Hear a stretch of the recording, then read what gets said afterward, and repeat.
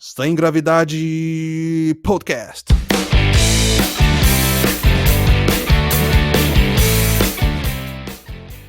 Uou, Igor, voltamos, cara. Mais uma semana, a galera já devia estar sentindo falta aí, já que o programa anterior a gente soltou um pouquinho mais cedo, né? Não foi na sexta? Exatamente. Aí o pessoal ficou um pouquinho mais de tempo sem o programa, mas não tem problema, porque a gente tá aqui de volta. Me fala uma coisa, cara. Antes da gente falar pra galera do que a gente vai falar nesse programa, eu tenho uma pergunta pra você. Sim. Você já se atreveu a comer alguma coisa esquisita, cara? Ai, cara, diversas vezes na minha vida. Eu tive muita experiência palatável, digamos assim, degustativa, porque eu viajei muito pelo Brasil, porque meu pai ele era caminhoneiro quando eu era mais novo, e na época das férias, as crianças normais ficam em casa, e eu viajava o Brasil com meu pai. Então, já comi de tudo que imaginar. Já viajei, já nadei com índio, já viajei por... Sim, cara. São Félix do Xingu, até hoje eu me lembro. Tinha uma comunidade indígena ali, a gente tá fazendo uma mudança e... Pois é, mas de todo jeito. Mas eu acho que a coisa mais estranha que eu comi, muitas pessoas vão se identificar, é ostra de praia. Eu acho um rolê muito roots, assim. Cara, tem que ser corajoso pra comer ostra na praia, velho. E eu sou um apreciador de comida de rua. Eu amo comida de rua, cara. Mas a ostra de praia é muito bom aquela situação, porque o cara tá andando ali quase um dia todo, sabe? Não vai ficar fresco o dia todo o negócio, entendeu? Isso se ele pegou fresco o negócio, né? Porque a ostra, o certo é quando você abre, ela ainda tá viva, né? Você joga ali o limãozinho, né? A bichinha se encolhe e você joga pra dentro. Sem mastigar, claro, né? Peraí. Não, peraí. É desse jeito que você come ostra? Sim. Eu nunca comi não, velho. Você nunca comeu? Você come o bicho vivo? Não, ela morre ali, né? Você abre, é o certo, né? Fresco. Agora, quando não tá, né? Você abre o negócio lá, a bichinha já tá morta lá, o cadáver já há um tempão, né? Você faz uma reza ali na hora, e pra você e pra ela, né? E engole o bichinho. Vem cá, você já comeu esse troço, agora eu tô curioso. Ele não dá um splash de sangue quando você morde esse bicho, não. Mas você não morde a ostra. Aí eu com minha noiva, na época, a gente foi viajar e ela nunca tinha comido, né? Eu falei, você não morde o negócio, né? Você só joga o limãozinho e lau, né? Joga pra dentro o negócio. Aí ela, tá. E quando ela foi comer, ela não aguentou, ela foi morder, você não morde ostra. Porque aí sim o negócio fica mais nojento ainda, entendeu? E ela mastigando, cara, não mastiga, mano, só engole. Cara, esse papo não começou bem, não. Mas é muito bom. Me fez lembrar daquela vez da única vez que eu comi sushi. E eu comi aquele filezinho de salmão, tá ligado? Que vem cru. Ah, sim. Foi a parada mais nojenta que eu já botei na boca. Eu coloquei aquilo dali na hora que eu senti a textura do negócio frio na língua, aquela carne, sabe? Sem cozer. Cara, eu não... Assim, eu usei toda a força de vontade que eu tinha no dia e joguei pra dentro. Ainda mais que eu tinha saído pra comer com a galera do trabalho. Assim, eu tinha pedido comida normal, pedi um bifão, alguma coisa assim, entendeu? Comida de gente. Que isso, cara? E aí... Aí o meu amigo, ele falou, cara, você nunca comeu sushi, você não tem como saber se é ruim. Aí eu falei, velho, eu não preciso comer cocô pra saber que aquilo não presta. Aí ele falou, não, velho, é bom, você tem que provar uma vez. Aí ele, tacou o negócio no meu prato e falou, velho, você tem que comer, é um desafio, velho, ninguém me desafia. Não pode ficar assim. E aí eu peguei aquele troço e joguei pra dentro. Cara, sabe, você na hora, sabe aquelas decisões que você toma e um segundo depois você se arrepende? Foi essa. E aí, velho, eu mastigando aquele negócio ali, tentando pensar em alguma coisa gostosa. Pra quem não é acostumado, porque assim, eu sou apreciador de comida crua mesmo, né? Eu gosto bastante de salmão. Só que tem um pessoal que vai preparar, e o salmão, assim, quanto mais grosso ele fica, mais não digerível ele é, ainda mais pra quem tá acostumado, né? Aí se pega uma lata... Era grosso, velho. Era grosso. Era uma lapona, velho. Dá um nojinho mesmo. E eu gosto, cara. A última vez que eu comi um ceviche. Eu não sei se você sabe como é que é feito o ceviche. O ceviche, ele corta o salmão cru, aí ele faz ali um marinado com limão. Nossa, é muito gostoso. Faz o marinado, aí ele joga o salmão cru dentro ali, dessa mistura, e o limão, ele mesmo vai cozinhando o salmão, sabe? É muito bom, cara. Só que aí eu acho que você não gostaria muito, não. Porque se você não gostou de imagina um prato cheio de salmão cru, né? Ah, não, cara. Olha, honestamente, sinceramente, eu acho que o japonês ainda não entendeu o sentido de comida boa e pra completar ainda exportaram esse negócio pro exterior e brasileiro ainda gostou. Então, muito, cara, eu amo. Ó, agora uma coisa que eu tenho um certo, assim, não é nojo, assim, que eu não sou muito chegado, é lula. Eu não sei se você já comeu. não. O polvo, ele é muito bom, porque ele vem, normalmente se faz assado. Ele é que nem a carne de vaca mesmo, assim, a textura. Agora, lula é muito mole, cara. E se você não souber empanar direito, fica muito nojento, assim. Aí eu não sou muito fã também, não. Você já viu aqueles restaurantes que servem, eu não sei se é o polvo ou a lula, pra mim é tudo a mesma coisa, mas eu acho que é o polvo. Eles servem o polvo vivo. Não, mas eu já vi, eu acho que é na China, o pessoal tem esse restaurante porque eles pegam a lula, é lula, eu sei o que você tá falando, agora eu sei. Isso aí eu acho nojento. Eles cortam na frente da pessoa, não é isso? Corta ali na frente, desmantela a cabeça, não é isso? É pior do que isso. Ah, não, Não. então... Eles colocam o bicho vivo no teu prato e você vai comendo enquanto ele se mexe, cara. Ah, não, mas isso aí pra mim... Real, eu acho que gastronomia é cultura, eu respeito quase todas as culturas, não todas, né? Mas isso aí pra mim já passou do limite, não dá, não desce. Não, passou. Passou do limite mesmo. Vamos parar de falar disso, que eu já tô aqui, já não tô conseguindo mais disso. Mas se alguém for escutar esse programa de manhã cedo, no café da manhã, né? Não, pior, na hora do almoço. Na hora do almoço. Galera, vocês que estão aí, ó, que estão ouvindo isso daqui na hora do almoço, manda um recado aí pra gente, fala o que vocês acharam desse papo. Muito bom. Beleza, chega. Vamos falar do nosso tema de hoje. E aí, o que a gente vai falar sobre hoje? Hoje nós vamos falar sobre a brilhante história do Dr. King, ou para outras pessoas, Martin Luther King Jr., um dos prepulsores dos direitos civis para os negros na América, um grande ativista, pastor e por aí vai. É isso aí. E agora, recadinhos.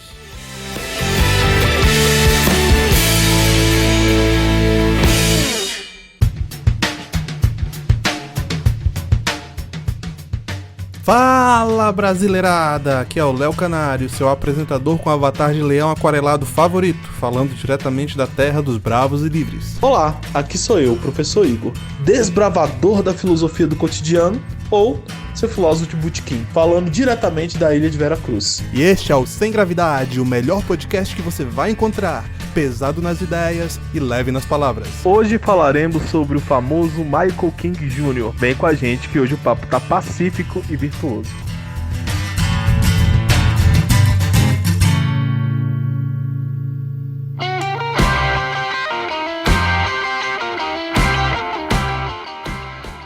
Você que tá flutuando aí no espaço do Sem Gravidade, se liga no nosso Twitter. Vai lá no @LeoSemGravidade e no @SemGravidade_PC. Dá uma curtida em um dos nossos posts. Divulga a gente, cara. A gente tá precisando de novos ouvintes. E se você tá gostando disso daqui, por que você não entrega pros seus amigos também? Um desafio que a gente pode lançar aqui, Igor, é o seguinte. Você que tá escutando, você é astronauta aí, recomenda a gente pra 3 dos seus amigos. Só 3. Todo mundo tem 3 amigos. Por que não, né? Se é bom, divulga. O que mais que a gente tem, Igor? Também estamos disponíveis no Instagram através do @LeoSemGravidade e @ProfIgorPH. Lá nós colocamos as melhores partes do programa, interagimos com nossos ouvintes, fazemos perguntas e estamos sempre lá de olho no que você fala sobre nós. É isso mesmo, e não acabou por aí não. A gente tem também nossa página no Facebook. Você pode chegar lá através do facebook.com/semgravidadepodcast. Lá você vai ter também os nossos drops, vai ter também alguns textos que a gente de vez em quando posta, e é um ótimo lugar para você também divulgar para seus amigos, não é mesmo? E o que mais, Igor? Também estamos disponíveis no YouTube, no canal Sem Gravidade Podcast. Lá nós usamos também a aba de comentários para ter interação com vocês. Também disponibilizamos o vídeo junto com o áudio do podcast. Tudo bonitinho para o seu deleite. E não acabou por aí não. A gente tem também um e-mail exclusivo só para você mandar as suas sugestões. Se você acha que a gente errou em alguma coisa, manda um e-mail, fala pra gente. A gente tá aqui pra ouvir. E se você gostou também do podcast, cara, fala pra gente. A gente é humano, a gente gosta de um tapinha nas costas de vez em quando. Agora, se você não gostou, bom, esquece, deixa pra lá. E o nosso e-mail é o semgravidadepodcast@gmail.com. E agora, para os nossos avisos. Igor, nós temos também as nossas canecas, só que mudou o endereço, cara. Tá vendo? A gente começa a temporada nova, até a loja mudou de endereço, acredita nisso? Pois é assim, a vida em trânsito. Pois é. Então, eles mudaram de endereço e mudaram de nome também. Não é mais Conservati, agora é estampei.com.br. Honestamente, eu gostei mais do que o outro, cara. Ficou mais fácil de falar, né? Não tem mais o que explicar. Exatamente, fica mais simplificado para encontrar grandes produtos em pequenos envelopes. Certo? Isso mesmo. E olha só, se você tá interessado aí na nossa caneca exclusiva, linda, maravilhosa, perfeita pra, segundo o Igor, um cafezinho, segundo eu, o que eu tomo? Eu tomo suco de laranja. Pra um suco de laranja, você pode encontrar a caneca lá no estampei.com.br/sem gravidade. É estampei.com.br/sem gravidade. Corre lá e aproveita que tá imperdível.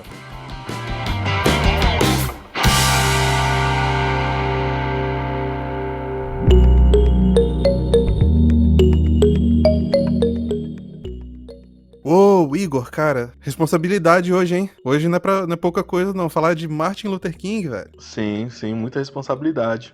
E ainda mais um cara que tanto eu quanto você a gente respeita muito. Tem uma história muito legal, né? Uma história de vida e tudo mais. Falando em vida, cara, vamos começar falando disso? Vamos começar falando da vida dele, da família, da formação, igreja e tudo mais. E aí, começando, quem era esse cara? Quem era a família dele? O pai dele era o quê? O Martin Luther King, ele vem de uma formação religiosa dentro ali do pensamento batista, protestante, reformado. Ele teve muita influência, ele vem de uma família de pastores, né? E ele tem essa influência tanto religiosa quanto essa cultura protestante arraigada dentro da sua formação. Por mais que em alguns momentos dentro da história dele, principalmente ali na adolescência, ele se afastou um pouco desses átrios, mas depois quando ele retorna com força total, entendendo que essa religiosidade pode ser uma resposta para as questões humanas. É porque a gente tem sempre que lembrar, né, cara, que o jovem tem que ser cancelado, né?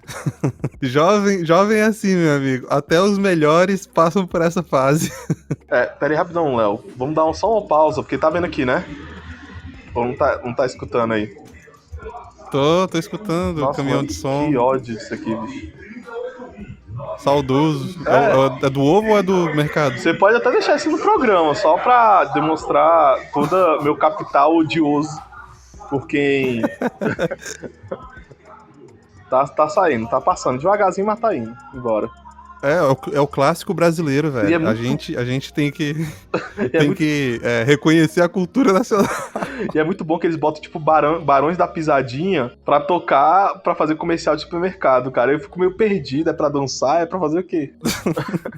entra no mercado rebolando e compra, né? Exatamente, meu Deus do céu. Vamos lá, continuando. Tá, então, igual você tava falando, né, Martin Luther King, a família dele era uma família de pastores, né, o pai dele era pastor, e uma coisa interessante que eu descobri enquanto eu tava pesquisando é que ele não nasceu Martin, nem Luther. Sim. Ele era Michael. Exatamente. Cara, eu fiquei meio de cara assim, ele era Michael, velho. O que eu descobri enquanto eu tava pesquisando é que ele nasceu Michael, porque o pai dele também era Michael e ele era Júnior, né? Uhum. Mas o pai dele fez uma viagem missionária. Bom, não era missionária, na verdade era uma... Como é que a gente descreve essa viagem? Um retiro, talvez? Um retiro, acho melhor, talvez. Mas mesmo assim ainda não compreende, né? Ele vai fazer... Não seria também uma peregrinação, né? Mas ele vai ali conhecer os lugares históricos, se for da mesma viagem que a gente tá falando. Isso, é exatamente isso. Ele foi visitar lugares históricos, é importante a gente falar que ele era reformado, né, cara? Então, ele tinha uma grande apreciação por Martinho Lutero, que foi o cara que reformou a igreja e iniciou o movimento protestante, né? Não que ele exatamente...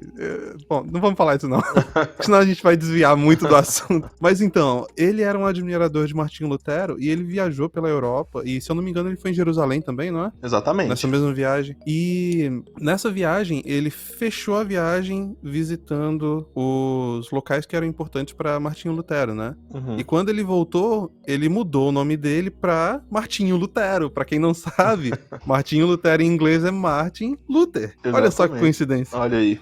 E perceba que por mais que a gente não vamos entrar dentro dos imbróglios da reforma, mas é muito importante essa validação religiosa na vida tanto do pai quanto do filho, porque se entende que o protestantismo ele nunca foi algo pensado para ser revolucionário. Obviamente que quando entramos nesses debates religiosos e políticos do século XVI, vai ter algumas pessoas que vão falar, não, mas existia um espírito revolucionário nos protestantes. Mas, na verdade, Martinho Lutero, ele nunca quis revolucionar o catolicismo, mas ele queria realmente, a proposta era fazer uma reforma, começando ali pela escolástica e depois dentro dos meandros da igreja. Obviamente, isso não deu certo, a ideia de reforma, e houve esse divisionismo. Eu falo isso porque quando a gente vai tentar entender a psicologia e a ação de um indivíduo, de um intelectual, essa primeira fase religiosa é extremamente importante para você ver o desenvolvimento do personagem aqui. E essa questão da reforma na vida de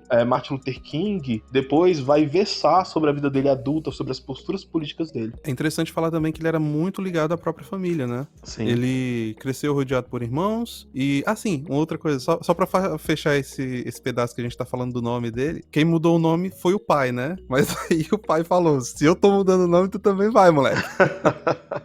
Se tu é júnior, vai continuar sendo, né? Exatamente. Eu fico pensando, cara, se era muito difícil mudar o nome naquela época, né? Porque você tinha aqui o quê? No tribunal hoje eu sei que é um parto pra você conseguir mudar de nome. Aí o cara mudou o próprio nome e de quebra ainda mudou do filho. Olha aí. Eu não sei também como funcionava, eu sei que hoje em dia nos Estados Unidos ainda consegue ser mais fácil que aqui no Brasil, né? Pra você fazer uma mudança de nome aqui no Brasil, você tem que ter uma decisão judicial primeiro e por aí vai. Ele era muito ligado à família dele e isso era uma coisa muito comum nas famílias negras americanas, né? Hoje, isso é uma coisa que mudou muito ao longo das décadas. Inclusive, tem muitos estudiosos que falam que hoje o principal motivo de você ter uma diferença econômica entre famílias negras, latinas, asiáticas e brancas é justamente a taxa de adesão familiar, sabe? Que naquela época entre os negros era muito alta e hoje é a mais baixa na América, cara. Você não encontra, é muito raro você encontrar lares negros intactos, entendeu? Famílias que não sejam destruídas ou desgastadas. Mas quando você pega assim, obviamente é porque também a movimentação negra e a cultura negra elas estavam muito ligadas à religiosidade nessa época. Mas eu não acho que esse é o único caráter predominante. Agora, essa fala que você teve é tão importante, é tão expressiva, que até quando você pega, tipo assim, alguns seriados que tem esse desenvolvimento da cultura black, Todo Mundo Odeia o Chris, que fizeram muita fama aqui no Brasil, Todo Mundo Odeia o Chris, Maluco no Pedaço, Eu, a Patroa as Crianças, você vai perceber que sempre tem alguma piadinha falando sobre isso, né? Sobre o pai negro que sai de casa e deixa a mãe sozinha. Foi comprar cigarro. Exatamente. É a piada do Brasil, né? Exatamente. Eu fico pensando de onde é que surgiu isso, cara. Mas não deixa de ser engraçado. Já foi comprar cigarro e nunca mais voltou. Mas você perceba que aqui no Brasil, quando a gente fala sobre periferia, e também com evidência no local onde eu moro, você tem sempre esse problema característico da periferia. A evasão do pai, o aborto paterno, seja lá como você queira chamar. Ah, não fala isso não, cara. Não fala isso não. É muito horrível, bicho. É a pior equivalência que eu já vi, bicho. Não, cara, mas eu acho também que existe uma... A gente até conversou sobre isso aqui no programa. Eu acho que existe uma responsabilidade do pai que às vezes também não é muito cobrada, dentro da própria masculinidade. Mas existe essa questão de sempre o pai sumir, assim. Não, que eu tava falando mesmo só desse termo aí, aborto paterno, porque assim, aborto é matar, né? Exatamente. Não dá pra falar que é a mesma coisa, velho. Não vamos entrar nisso não, que senão vai entrar em política. Eu não gosto de política. Chega de política. Vamos lá. Cara, é engraçado como política sempre tenta, né? Parece aqueles tentáculos de anime que tenta dominar você, sabe? O negócio vem, você nem viu de onde é que tá vindo. Show. Sim, sempre puxa, vamos lá. Vamos, falando então o problema da paternidade é um problema, cara. E eu lembro que minha mãe me criou sozinha. Eu venho de uma família dessas. E é engraçado que enquanto eu crescia, que as pessoas falavam assim, nossa, você é educado, nem parece que é criado sem pai. Não, aí é tenso, cara. Sabe aquelas coisas que você fica triste? É verdade, né? Tu tá rindo aí, bicho. Assim, porra, que frase Né? Ô, babaca, para de falar isso, entendeu? É tenso esse negócio desse. Cara, mas é engraçado que é ofensivo mesmo, cara, mas não deixa de ser verdade, entendeu? Sim, sim. Porque sim. a presença paterna, a presença paterna é muito importante na vida de uma pessoa. E se você tá escutando aí e você cresceu ou tá crescendo sem pai, eu, como alguém que cresceu desse jeito, posso te dar uma dica. A maior vingança ao mundo e ao teu pai que você pode dar é se tornando um excelente pai, cara. Se torne o melhor pai que você puder. Você vai estar se vingando do pai que te abandonou dessa forma, entendeu? Quando você retribui algo ruim que aconteceu contigo com uma coisa boa, não é só um crescimento pra você, entende? Você torna a tua vida melhor, da tua família melhor, da tua comunidade melhor e do teu país melhor. Então, essa é a mensagem que eu tenho de coração. Não se sinta ofendido por essas coisas, porque tudo passa, velho. E no fim das contas, a tua vida vai estar nas tuas mãos. As decisões que você toma são muito mais importantes do que as decisões que outras pessoas tomaram, entendeu? Deixa isso pra lá. Toca a tua vida e seja feliz e seja um excelente pai, porque essa é a melhor vingança que você vai ter. Olha aí, cara, quase chorei aqui e não tô zoando, não. É porque assim, eu sou aquele cara, né, que eu sou bravão, mas tem algumas coisas que me emocionam. Primeira vez que eu fico emocionado no podcast.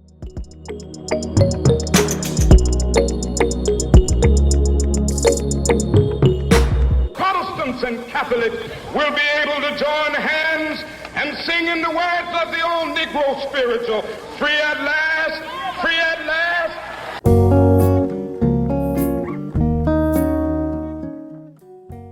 Eu gosto muito do humor, porque o humor, ele sempre trabalha na linha da fronteira entre o drama e você olhar pra aquela coisa que é dramática e você falar assim, e agora? Eu já consigo rir disso, então não me afeta tanto como me afetaria antes, né? Mas, de todo jeito, é uma questão dramática, mas como você falou, existe sempre uma superação pra todas essas questões. Pois é, voltando então, Martin Luther King, cara, ele também é chamado de Dr. King. E o motivo pra ele ser chamado de Dr. King é porque, bem, ele era doutor. Ele fez doutorado, né? É diferente do Brasil, que você faz uma graduação em algumas áreas, né, bem específicas. Se você for advogado ou médico, você vira doutor por tabela. Essa é uma das paradas mais sem noção que tem na cultura brasileira, velho. Não, mas isso aí se tornou, eu não lembro se foi no Brasil Império, né, que se chamava advogado de doutor. Aí depois, obviamente, se revoga isso. Mas existe esse elo cultural desde o Império de chamar quem é advogado e médico de doutor. E eu acho engraçado que tem sempre uma pessoa afrontosa, assim. Eu tinha uma professora que ela chegava no médico e falava, olha, aí chamava de médico, né, senhora e tal. Ela, não, doutora, não, você tem doutorado? Não, então não é doutor, não. Eu fico pensando se isso não é um daqueles neologismos, sabe? Que teve uma tradução errada e aí a pessoa só falou, não, doutor é doutor. Eu acho bem possível, considerando o Brasil. Mas sobre isso aí, é muito importante falar da formação dele. Eu já tinha até trabalhado sobre isso há muito tempo atrás, e eu sou o tipo de cara que eu tenho que ficar lendo constantemente as coisas, senão eu esqueço. Eu não sou aquele cara que aprendeu uma vez e aquilo fica na sua mente. E eu lembro que uma vez eu estudei um pouco sobre Martin Luther King, o movimento negro, e que ele era sociólogo. Eu tinha esquecido completamente disso, cara. Eu pensei em você quando eu tava lendo sobre isso, pensei, cara, o Igor vai ficar todo cheio agora, vai ficar todo inchado. Não, cara. Compartilha a formação com Martin Luther King. Nunca mais vai calar a boca sobre isso. Mas não. Eu até fiz um texto sobre isso hoje em uma rede social, falando sobre que direto é perguntado pra mim, existe sociólogo de direita? A sociologia ela foi formada dentro do pensamento de direita, né? Conservador, positivista lá de Emma Durkheim. Mas você vai pegar Martin Luther King, o cara ele era um sociólogo republicano, né? Pastor de igreja batista e se formou com 19 anos com bacharel em sociologia. Aí depois ele vê que ele não consegue encontrar dentro das ciências sociais a resposta para o sofrimento humano, para as questões da humanidade, e ele vai buscar essa resposta exatamente dentro da teologia. Quando fala em sociólogo, cara, eu só lembro de um livro de Asimov, bom, eu posso estar errado, mas eu acho que é o livro mais famoso dele, e o povo deve já ter percebido que eu sou fã de Asimov, né? Porque todo programa eu dou um jeito de enfiar o cara. Tem uma trilogia de 4 livros dele, deve ser influência do Tolkien, porque Tolkien é a mesma coisa, né? Senhor dos Anéis é uma trilogia de 4 livros, que é a trilogia Fundação, que depois de finalizar a trilogia tem mais um livro. Bom, a história não fecha. É uma coisa que é meio frustrante quando você tá lendo Asimov, que a história de Fundação é bem legal, entendeu? O cara cobre, sei lá, uns 2000 anos de história, se não mais. E no final não chega a conclusão nenhuma. Você fica assim, pô, vai acabar assim? E o personagem central, cara, que se mantém durante esses 2000 anos aí, primeiro como pessoa e depois como história, é um sociólogo, Harry Seldon, que nesse livro, nessa trilogia de livros, A Fundação, ele inventa uma área nova da ciência, que é a psicohistória, que ele mistura psicologia e estatística, mas na boa, não é bem psicologia não, é mais sociologia mesmo, com estatística, pra tentar determinar o futuro. E o cara determina o futuro, sei lá, 1000 anos pra frente. É bem legal como a história se desenvolve, sabe? Que ele faz as predições dele e ele grava e deixa pra posteridade, saca? E tudo que ele faz... Cara, o livro começa com ele, depois o livro salta umas centenas de anos no futuro, e depois das centenas de anos no futuro, ele fala, olha, nesse ano aqui, você vai abrir essa gravação minha. E aí o pessoal abre, e ele falando, ó, aconteceu isso, e agora vai acontecer aquilo, e vocês têm que fazer isso aqui, pra dar aquilo ali, aquilo lá, entendeu? E tudo que ele fala dá certo, cara. É muito maneiro. Até a hora que dá errado, né? Mas... tá bom até dar errado, né? Funciona até não funcionar. Mas, beleza. E ele se formou no Morehouse College. Exatamente. Que é um sinal dos tempos daquela época ali. Porque ainda é um colégio historicamente negro. E você falou aí que depois ele ele voltou pra teologia, né? Exatamente. Ele se formou... Pois é, eu achei que ele tinha se formado aos 18 anos. Você falou aos 19, né? Foi aos 19. Pelo menos nas minhas pesquisas eu vi que foi aos 19. Provavelmente foi aos 19 mesmo, porque eu sei que ele começou o colégio aos 15. Se são 4 anos de curso, faz muito mais sentido ele ter terminado aos 19 do que aos 18. E é legal a gente falar que ele começou o curso dele no fim da Segunda Guerra Mundial, né? Em 44. Exatamente, porque muitos jovens foram captados, né, pra Segunda Guerra. Ali também teve uma abertura de oportunidade para os estudos muito grande. Uhum. Então, as universidades estavam sem aluno, né? Então eles estavam pegando todo mundo. Inclusive, o motivo dele ter conseguido entrar na faculdade com 15 anos, enquanto ele ainda estava no colegial, que seria o ensino médio aí pra gente, é justamente porque tinha pouca gente. O esforço de guerra tava ali ainda, 44, a guerra não tinha acabado. Tinha pouco aluno, eles estavam aceitando de tudo, cara. E assim, cara, perceba, a primeira impressão que eu tive, a primeira conclusão, na verdade, que eu tive após fazer essa semana pesquisando sobre a biografia do Dr. King, é que antes disso, eu pensava que ele tinha uma motivação muito mais apaixonada pela luta dos direitos civis. Aí você percebe que ele tem, na verdade, uma motivação muito mais racional pela luta dos direitos civis. Não foi, tipo assim, movido por paixão, simplesmente, sabe? Mas foi movido por ele entender qual era o cenário da América, entender os princípios republicanos da América e ver que existia uma certa contradição ali naquele momento. Entendendo isso, aí ele termina ali, se forma como sociólogo, volta para a teologia para tentar ali um discurso mais racional dentro da própria igreja, dentro da própria teologia, que era agora a sua área principal. E o discurso dele, o mais famoso, né, o I Have a Dream, ele fala sobre isso logo no início. Ele fala que o que a gente tá tentando fazer aqui agora, não com essas palavras, tá, gente? Eu tô parafraseando. O que a gente tá tentando fazer aqui agora é fazer com que a América viva os valores que ela tem como fundadores. Então, você tem ali aqueles valores que são altos,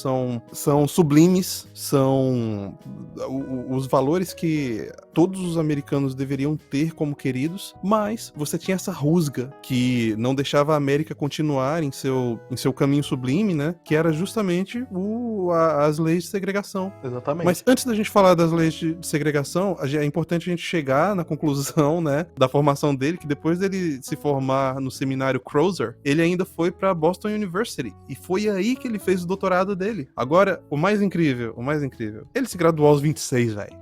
Caraca, doutor aos 26, bicho. Ai, não me fala isso não, dá uma tristeza, cara. Eu tô correndo atrás das minhas coisas. Meu doutorado, cara, com 19 anos, bacharel em sociologia, 26 doutor. Tudo bem, tá tranquilo. Pois é, e no meio ainda teve seminário. Cara, a gente... sabe quando surgem aquelas frases assim do quão a nossa geração é medíocre, velho? Sim.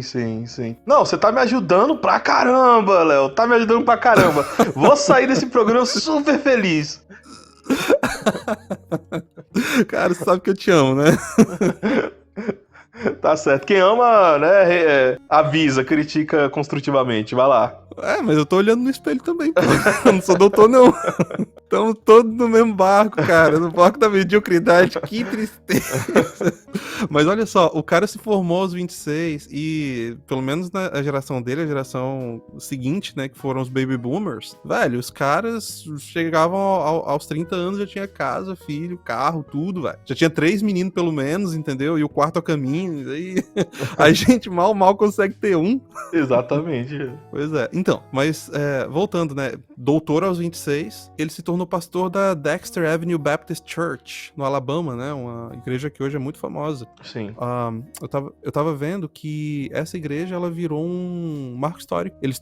Bom, esse negócio de tombar, eu acho que... Eu não sei se é coisa que acontece só no Brasil, mas vamos usar esse termo só pela falta de um termo melhor. Exato. Ela foi tombada como um patrimônio histórico, né? E ela virou um museu pro Martin Luther King. Inclusive, até mudaram o nome dela pra... Tem um King no meio agora. Que legal, cara. Posso dar só mais uma informação sobre essa igreja? Sim, fica à vontade. Antes do King ser pastor dela, o pastor era o pastor Vernon Jones, cara. E esse fulano, esse era controverso, viu? O cara, quando ele era... Esse Vernon Jones, quando ele tava na faculdade, ele assumiu a presidência de um clube de estudantes. Os estudantes botaram ele pra correr. Disseram que ele era radical demais e ficava falando palavrão no meio da sala, saca? Aí, depois, ele virou pastor. Olha aí. Pastor dessa igreja, né? Ele foi pastor de outras igrejas, mas vou falar só dessa igreja aqui. E o pessoal também botou ele pra correr. Ele foi forçado a renunciar.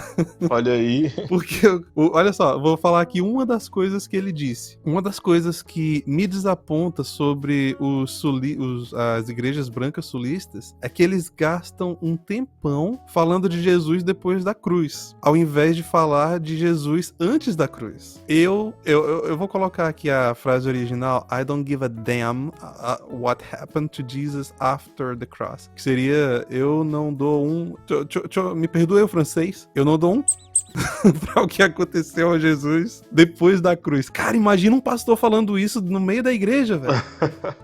Não tem como. E esse foi o pastor que liderou a igreja antes do King, entendeu? Olha. Então, eu acho que a galera tava já com altas expectativas dele, ou talvez baixas, né? Já que é só isso que a gente tem, qualquer coisa que vier é melhor. Exatamente.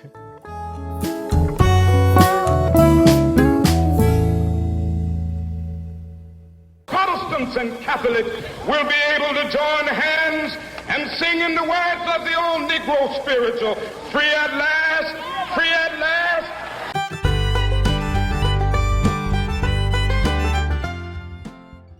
É importante falar sobre a problemática, né? Porque houve aí o levantamento do King como representante, um ativista político. Qual era o problema que acontecia nos Estados Unidos naquela época? Pode começar, Léo? Existia uma série de leis que eles batizaram de leis Jim Crow. Só pra dar um pouquinho de contexto, Jim Crow não é nome de político, tá? Ele era tipo uma caricatura dos negros da época, entende? E era uma caricatura negativa, cara. Era tipo um espertalhão que vivia viajando. Meio caipira. Exatamente. Inculto, mentia, era ladrão, esse tipo de coisa. Então, era uma caricatura negativa pros negros da época. E eles colocaram essas leis em prática com esse nome porque eles queriam dar a entender que aquilo era o motivo da lei. Que os negros eram todos ladrões, eram todos desonestos, que não mereciam a dessegregalização. O editor vai cortar, ou não. Deu uma de roriz agora, né, cara? Acontece. Essas leis, elas basicamente implementavam, na prática, a segregação racial em instituições públicas ou do governo. Então você tinha, por exemplo, segregação nas escolas. Você tinha escolas que eram somente para negros, escolas que eram somente para brancos, entende? Agora, o interessante é que, assim, os Estados Unidos têm mais raças, né? Será que tinha escola só para asiáticos?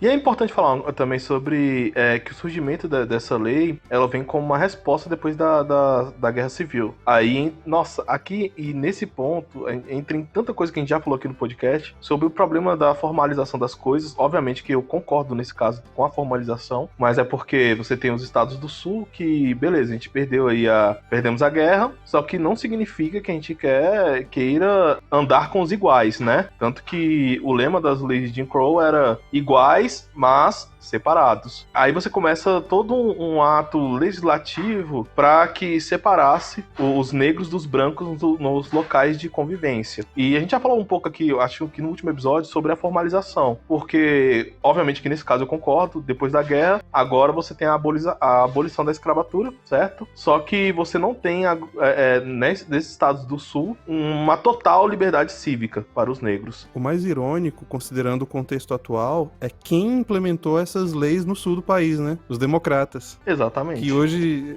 se vendem como defensores das minorias e tudo mais, mas olha só quem é que implementava as políticas mais racistas que já... E vamos falar muito sobre isso aqui ainda, que é exatamente sobre a questão de movimentos sociais, porque se formos falar de uma maneira geral, e eu não vou virar o Zé Palestrinha para ficar falando sobre isso aqui agora, mas os movimentos sociais, eles surgem dentro de uma sociedade de democracia liberal, uma sociedade republicana. Porque hoje em dia se pensa que todo movimento social é necessariamente de esquerda. Mas não, eles surgem exatamente por um pedido de igualdade republicano. Tanto que os partidos republicanos que começaram com a abolição da escravatura, essas leis de segregação surgiram dentro dos democratas e por aí vai, né? E hoje em dia você tem uma tentativa de reversão desses valores, mas a história está escrita e não tem como apagar. E nessa questão da segregação nas escolas, tem uma fala de Thomas Sowell no livro dele chamado Civil Rights, Rhetorical Reality, que ele fala justamente sobre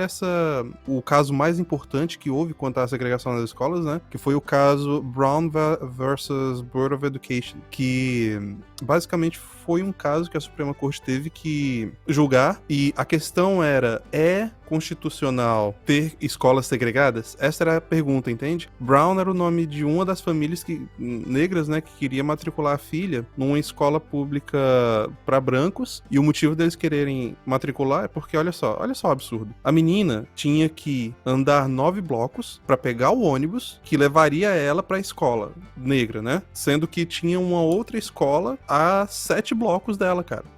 Se ela pudesse se matricular na escola que estava perto dela, ela andaria menos do que a distância até ela pegar o ônibus, entendeu? Era um absurdo. E aí, mas o Thomas Sowell, ele coloca um ponto interessante. Ele fala assim, que a decisão da Suprema Corte naquela época, ela foi totalmente política. E ela não foi seguindo o texto da lei. E isso é um problema, cara, porque olha só, você tinha o país que urgia por isso, você tinha uma maioria falando, não, nós queremos dessegregar, só que ao invés de você ir pelo caminho correto, que é a legislatura, você vai pelo caminho da Suprema Corte. Então você tem uma reinterpretação da lei, e até a desculpa que o juiz deu naquela época ali não é uma... Desculpa não, o argumento que ele deu, né, para aquela época ali não foi boa, porque ele relativizou a Constituição, que o que ele falou é que, olha, naquela época as pessoas não sabiam o que era escola pública.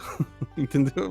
Como assim, cara? Quer dizer que se você não conseguir antever tudo, você pode simplesmente reinterpretar a lei ao teu bel prazer? Não pode ser assim. Você tem que ir pelos caminhos corretos, né? E o Sowell, ele termina ainda falando, olha, o correto é você mudar a lei, não reinterpretá-la, né? E isso na verdade, isso é um problema atual, né? Que você tem sempre essa tensão entre o legislativo e o judiciário. E depois a gente pode fazer um episódio todo falando sobre questão de desobediência civil. Eu acho que, inclusive, né, depois quando a gente reescutar esse programa, a gente pode pensar num programa com esses episódios. E só lembrando, o Sul Democrata, cara, depois dessa decisão, levou décadas pra cumprir o que a Suprema Corte determinou, entendeu? Eles ficaram naquele morde a sopra, tipo com aquela questão dos restaurantes, que depois que passou a lei, falou que os restaurantes eram obrigados a servir pessoas negras, aí eles serviam um copo d'água pro cara. Sabe? Ridículo. É complicado. E assim, uma coisa que eu queria pontuar pra gente fechar esse bloco, o papel da igreja dentro dessa disputa civil nos Estados Unidos. Civil no sentido de, né, do direito dos negros. Porque, como eu falei, Martin Luther King ele começa ali na sociologia, mas ele vê dentro da teologia uma resposta melhor ali para os anseios humanos. Não só ele, você tem várias citações de religiosos da época que começam a caminhar para esse lado de democracia real. Tanto que um dos grandes religiosos da época era Joseph Seymour, né? Que ali onde você tem a origem do pentecostalismo, que era a missão da Azusa Street, que você tinha a primeira igreja interracial dentro de um estado que prevalecia as leis de Jim Crow. Então você percebe como nos Estados Unidos, nessa época, você tinha um ativismo religioso muito grande, que a gente fala muito aqui no programa, que falamos também sobre cristianismo e política, como o religioso ele não precisa estar nas cabeças da política, mas a ação dele comunitária expressa também ali o reino de Cristo e uma política caridosa, de caridade e igualdade.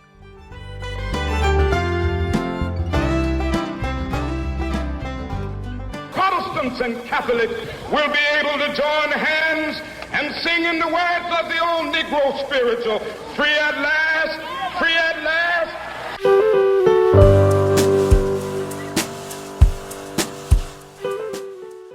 Igor, as leis de Jim Crow, elas segregavam em todas as esferas públicas, né? Inclusive no transporte. Você tinha nos ônibus uma área que era só para os brancos, que era a parte da frente, e você tinha uma outra área que era a parte de trás do ônibus, que era só para os negros. Mas tem uma pegadinha aí, que dizia mais ou menos assim, olha só.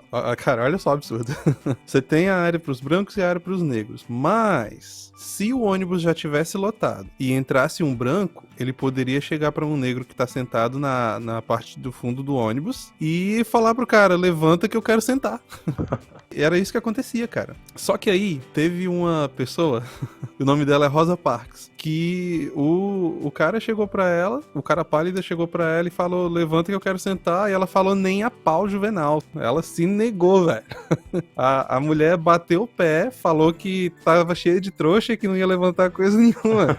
E ela ficou lá. O problema é que isso era lei, né? E lei se cumpre, velho. E ela foi presa por causa disso. E esse foi o ato que desencadeou uma série de protestos que levou o Dr. King à prominência que ele tem hoje, né? Que a parte mais importante dos protestos eram que eles eram... Pacíficos. Pacíficos, exatamente, Igor. E é nesse ponto aqui que a gente retoma o papo sobre King, né? Essa parte como líder comunitário. Exatamente. O Dr. King, e como falamos no bloco anterior, é necessário entender que nada do que ele fez foi simplesmente motivação de paixão. De chegar lá e falar assim, não, agora eu tô revoltado e sabe, não. Pelo contrário, ele tinha entendimento sobre os princípios fundadores dos Estados Unidos, ele tinha entendimento sobre o discurso liberal, e quando eu falo de liberal, para algumas pessoas que podem estar nos escutando e não entendem a palavra, eu não estou falando de liberal só em questões econômicas, mas no discurso liberal político, que todos nós somos iguais perante a lei. Isso é muito bem representado em um dos discursos dele, no último também ele vai falar sobre isso, mas é mais pra frente, que ele fala o seguinte, eu entenderia toda essa precaução, essa segregação com o negro ou com seus pares em países totalitários. Eu não consigo digerir acontecer isso na América. Então, Dr. King, ele tinha essa noção, por isso que ele seguia uma certa política dos moderados. Ele tinha essa noção que essa contradição, ela já era hegemônica no pensamento social. As pessoas já entendiam que aquilo era errado, pelo menos a maioria. Então, em vez de sair quebrando tudo, ele falou assim, não, a gente vai fazer o exercício da democracia. Obviamente que ele tinha ali a sua referência em Gandhi também, mas eu vou fazer o exercício da democracia simplesmente para alertar que aqui não está acontecendo a democracia. Ou pelo menos existe uma falha democrática em comparação com o espírito republicano dos Estados Unidos. E é interessante que ele baseia uma parte da retórica dele em uma viagem que ele fez pro norte, né? Porque, veja só, a história da Guerra Civil Americana era norte contra sul. O sul dos democratas era racista e a economia era totalmente dependente da escravidão. Então não era só uma questão ideológica, na verdade eu acho que era uma questão econômica que fazia você sustentar a tua ideologia. Sim. É tipo, se eu tô ganhando aqui, por que eu vou mudar, né? Exatamente. E aí você tem que...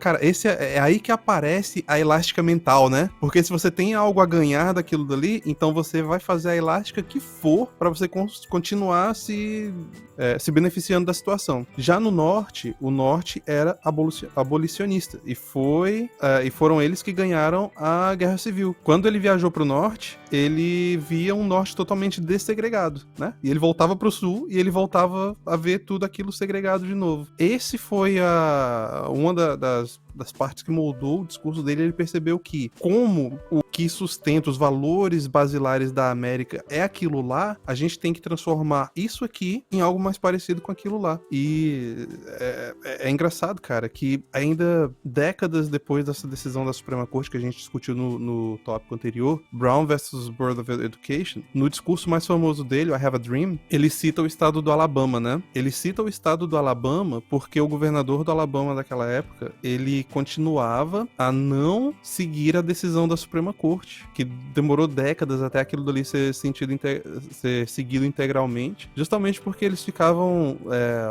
dando desculpinhas dizendo que estão seguindo, mas não estão. Por exemplo, que a gente ainda não tem condições financeiras para dessegregar 10 anos depois.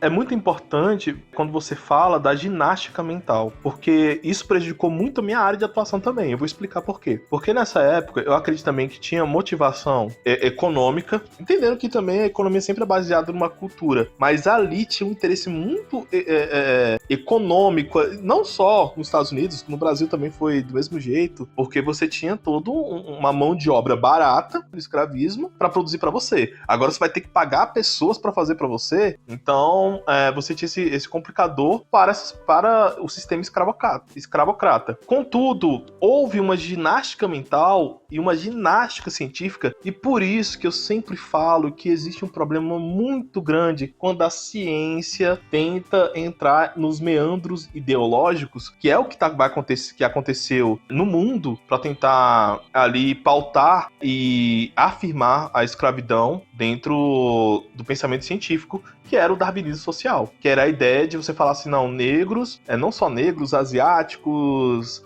indígenas, eles nasceram desproporcionais na evolução do branco europeu, que obviamente a gente sabe que é uma grande besteira, a genética já provou isso, etc. Mas naquela época, esse argumento ele surge por causa de uma pauta econômica. E por que eu disse que prejudicou muito minha área? Porque depois de falseada dentro da ciência essa tese, nunca mais você teve a união da sociologia com a biologia. E é uma das áreas que eu mais gosto. Hoje em dia você tem sociólogos evolucionistas, que não necessariamente você precisa entender tudo da evolução, acreditar em tudo da evolução, porque ciência não funciona assim, mas você não tem mais grandes trabalhos na sociologia evolutiva, exatamente porque em algum momento os cientistas eles pegaram um termo, uma pauta ideológica para tentar argumentar a escravidão. Pois é, e não para por aí. Se você for prestar atenção no terceiro Reich ali com Hitler, cara, um dos planos dele era implementar a eugenia baseado em cientificismo, né? Exatamente. Ele chegava, media o tamanho dos crânios e de acordo com isso ele podia falar se aquela pessoa era geneticamente dotada ou não. Ele inclusive chegou ao absurdo, né? De falar que existia a raça ariana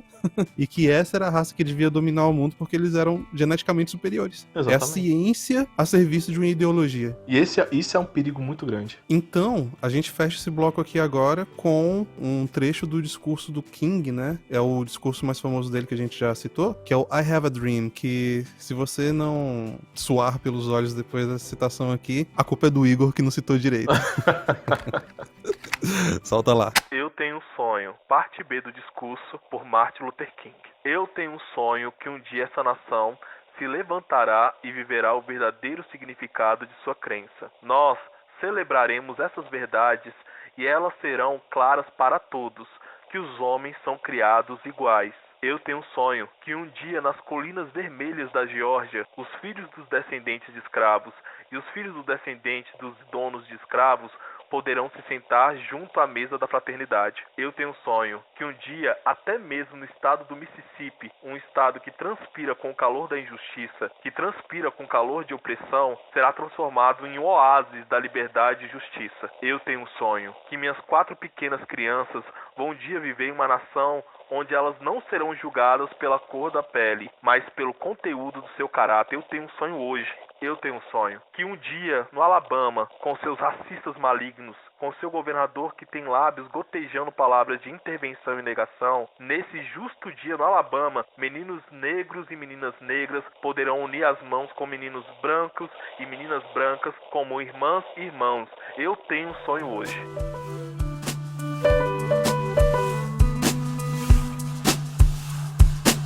Protestants and Catholics will be able to join hands and sing in the words of the old Negro spiritual, free at last, free at last.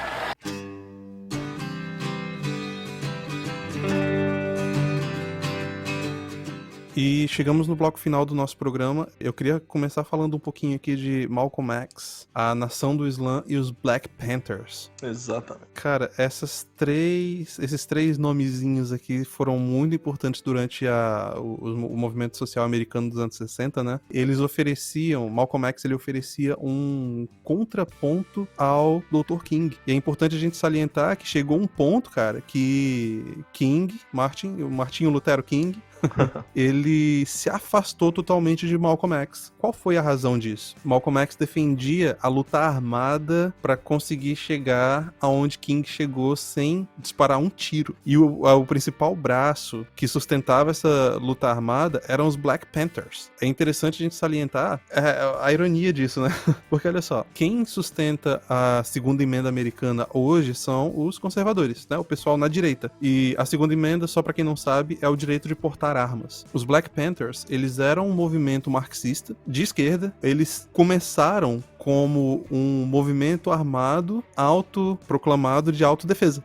Exatamente. Pois é, eles falavam que era direito da comunidade negra, dos negros americanos, portarem armas. E isso é um direito mesmo. Só que o problema deles, velho, era o jeito que eles faziam isso, sacou? Uhum. Porque a ideia de você portar armas é pra você portar armas pra tua própria defesa. Mas o que eles faziam eles organizavam protestos gigantescos. Quando a polícia aparecia, eles ficavam no joguinho de apontar arma pra cá, pro policial, velho.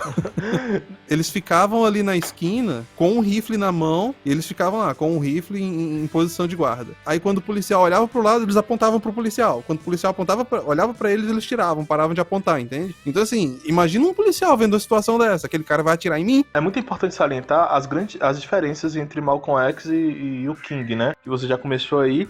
Porque assim, concordam, e eu concordo também, que todo mundo tá apontando um problema que ocorreu, né? Você teve o problema da segregação, você teve o problema primeiro escravocrata, e depois você tem o problema da segregação. O que discorda, e aqui é o grande racha do movimento negro, não só entre Malcolm X e Martin Luther King, mas do movimento negro mundial, nesse sentido de luta por direitos, se dá exatamente nessa perspectiva. Vamos reformar, que é a ideia do Dr. King, ou vamos revolucionar, que é a ideia de Malcolm X. Como eu falei desde o princípio, e eu continuo nessa minha tese, e uma tese que é bem comprovada dentro das várias biografias de Martin Luther King, nada do que ele fez foi à toa. Ele era um sociólogo, ele entendia sobre essa ideia de você pressionar os valores de uma hegemonia para autoafirmação daquilo que você quer. Vou simplificar o que eu tô querendo dizer. Se a maioria da sociedade ela pensa de um jeito e existe alguma contradição dentro da sociedade, você tem que expor essa contradição. E era o que o Martin Luther King fazia, entendeu? Ele via aquela contradição, você tem o discurso americano, todos nós somos iguais perante a lei, né? O império da lei, e ele via ali que nem todos são iguais perante a lei, entendeu? Dentro ali das leis de Jim Crow. Então ele apontava essa contradição, e apontando essa contradição, ele não precisava ser violento. Tá certo que ele tinha por trás toda uma filosofia, tanto de reformismo, quanto algumas coisas que ele pegava também de Gandhi. Ele chegou a visitar a Índia, mas todo esse discurso dele tinha um certo pragmatismo, tinha uma ferramenta social que ele sabia que ia dar certo. Como falei, não era só a questão de paixão, mas tinha uma organização por trás. Já Malcolm X, ele vai no caminho anteposto a King, né? Ele fala, não, queremos revolução mesmo, queremos metade do país, que era o discurso dos Black Panthers, queremos metade do país, e para quem estiver nessa dúvida, você pode acessar na internet, você vai encontrar, né? Você tem ali os 10 princípios que eles querem e alguns princípios daquilo que eles são. Dentro desses princípios, eles falam, quero metade do país, quero segregação total entre negros e brancos. Os Black Panthers, eles não lutavam pela união democrática, liberal, não. Vocês lá e eu aqui, sem mistura. E tudo isso com ponto de uma base dentro do pensamento islâmico. E, Igor, isso me lembra, cara, uma discussão que a gente teve há um tempo atrás sobre Hobbes. Você lembra disso? Mais ou menos. Mas não foi bem uma discussão, a gente só começou o papo. Que a questão é que, assim, na história existem muitas pessoas que conseguiram identificar corretamente um problema, mas isso não significa que eles conseguem achar a solução também. Exatamente. Quando a gente olha pra história, cara, uma coisa que fica absolutamente escancarada é que, pra cada problema que a gente tem, existe 1 milhão de formas erradas de você resolver. Exatamente. Mas existe só uma mão cheia de soluções corretas. Então, o que fica mais evidente aqui pra mim, nessa dicotomia Malcolm X versus Luther King, é que os dois identificaram o problema, só que um apresentou uma solução que ia causar só uma chacina, morte e provavelmente não ia sarar ferida nenhuma. E o outro apresentou uma solução que faria justamente isso, sararia as feridas e transformaria a sociedade em algo melhor. Sim, e falar pra você que alguém que está nos escutando, que pode ter um conhecimento político, acadêmico, pode olhar pra isso e falar assim, não, mas você tá falando isso porque um segue determinado princípio ideológico e o outro não. Não tô falando isso, tô dizendo o seguinte, que as ferramentas usadas pelo Dr. King são mais pragmáticas para a resolução do problema. Tanto que você vai encontrar a mesma ferramenta em Gramsci. Gramsci, nos escritos do cárcere, ele fala exatamente a mesma coisa. Ele fala assim, olha, a gente tem que sempre prezar por uma hegemonia para,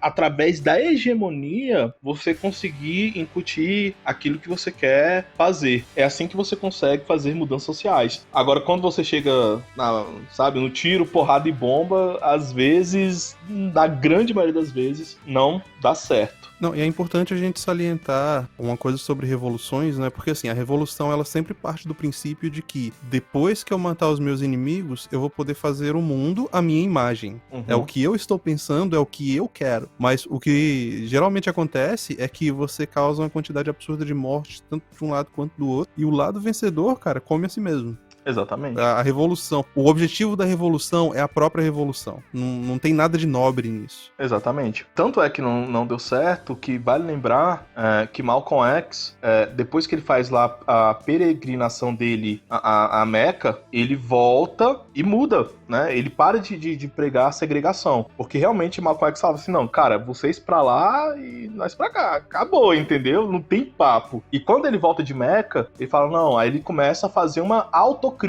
tanto o movimento que ele tinha do Islã, e faz uma autocrítica muito grande, tanto que quem mata ele é o muçulmano, exatamente por causa das críticas que ele fez ali aos movimentos sociais com base no Islã. E a gente vê o resultado final. Os Black Panthers, eles foram caçados no país pelo FBI como um movimento insurgente, e enquanto isso, o Martin Luther King promoveu mudanças reais que duram até hoje, né? O resultado mostra qual é o caminho certo a seguir. Inclusive, cara, eu não sei se você sabe disso, mas os Black Panthers, eles têm um sucessor espiritual. Quem? E na ativa hoje, tá sabendo? Não sei, eu não acompanhei ainda. Não, é um movimento marxista que tá proeminente hoje, cara. Black Lives Matter. Ah, sim, agora entendi.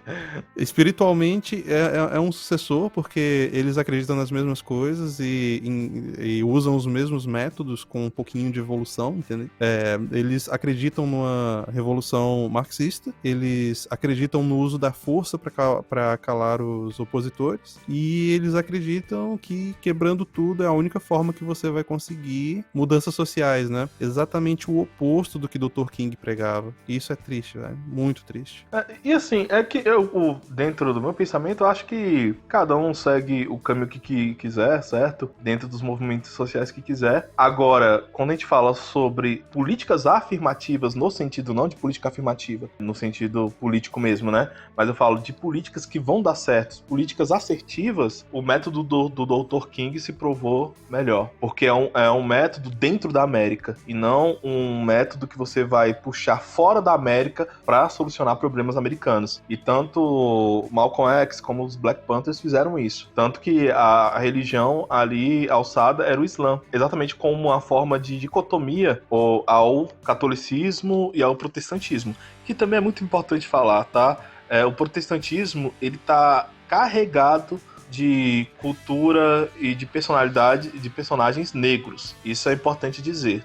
De vez ou outra eu escuto, porque o cristianismo é uma religião europeia. Não é europeia. Surgiu no Oriente Médio. Você tem ali Paulo, que vai sistematizar a teologia cristã, né, apresentar os esboços da teologia cristã. E você tem Agostinho de Hipona, da patrística, pai do cristianismo, que era africano. Então, a gente tem que ter essas noções históricas, porque senão qualquer discurso que jogam pra gente, simplesmente aceitamos e deixamos. Mas tem uma coisa que eu gosto no Black Panthers, viu, Léo? Ah, é? Ok. Fala aí. Quando eles desciam sarrafo na Ku Klux Klan. Nossa, aí eu gostava bastante. Quando descia fé. Desce a sova no KKK, pronto. E só pra gente não deixar passar, a Ku Klux Klan, tá difícil de falar, KKK, eles surgiram dentro dos democratas batistas, né, cara? Não sabia. Pois é, isso é verdade. Lá no sul você tinha umas igrejas batistas que eram, né, bem racistas. E eram todos democratas também. Então é uma rusga que tem na igreja batista continuar a história dos democratas, né? Eles são isso aí mesmo. Mas a gente chega então na parte triste do programa, que foi o assassinato do Dr. King, né? Gente, é triste falar isso, mas não foi por falta de tentativa não, viu? Foram várias vezes que tentaram matar ele. Várias vezes. Eles chegavam a jogar coquetel molotov na grama dele, entendeu? Tentando queimar a casa. Só que naquela época ali era um pouquinho diferente, porque, principalmente no Alabama, né? Que tem uma cultura muito forte com porte de arma. Então, assim, você não joga coquetel molotov na casa de alguém sem esperar tomar uns tiros de volta, bicho. E é engraçado que tem várias histórias daquela época que essa era a cultura, entende? O negro, ele sofria, mas não é que ele sofria calado o tempo todo, entende? Não existia essa cultura de você ir atrás da confusão, mas se você tentar alguma coisa comigo, cara, é totalmente justificado que você revide, entende? Tinha muito disso naquela época. Pois é, então, e no fim das contas ele foi assassinado por um cara chamado James Earl Ray. O fulano, ele confessou o assassinato, mas depois desconfessou. Ele disse, no fim das contas, que era uma conspiração e que ele queria ser famoso como assassino e por isso ele foi incriminado, né? Mas, no fim das contas, ninguém achou nenhuma evidência disso e até hoje você tem os teóricos da conspiração do mesmo jeito de JFK, né? Uhum. Que falam que foi uma conspiração armada pra matar e tal. Assim, é possível?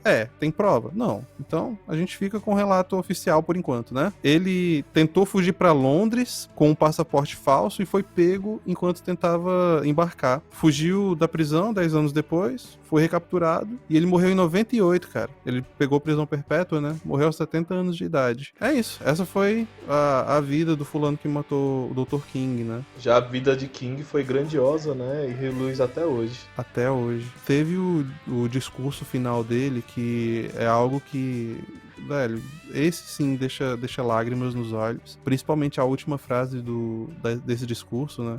Se importa se eu falar essa última frase? Pode falar. Na verdade, esse último parágrafo, ele fala bem assim, olha só, gente, isso foi um dia antes dele morrer, ou no mesmo dia, eu não lembro. Como qualquer pessoa, eu gostaria de ter uma vida longa. A longevidade tem seu lugar, mas não estou preocupado com isso agora. Eu só quero fazer a vontade de Deus. E ele me permitiu subir a montanha, e eu olhei, e eu vi a terra prometida. Posso não chegar aí com você, mas eu quero que você saiba, esta noite, que nós, como um povo, chegaremos à terra prometida. Muito bom.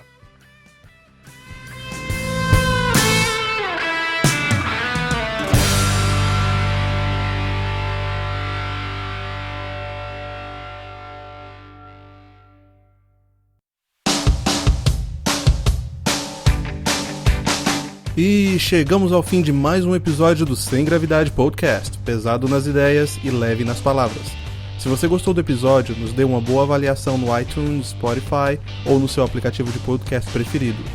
Nos siga também no Conservative Core e no Twitter, @semgravidade_pc, @leosemgravidade e Igor S. Gravidade. Se inscreva também no nosso canal do YouTube. Caso tenha um comentário, sugestão ou elogio ao podcast, mande um e-mail para semgravidadepodcast@gmail.com. Nos vemos no próximo episódio.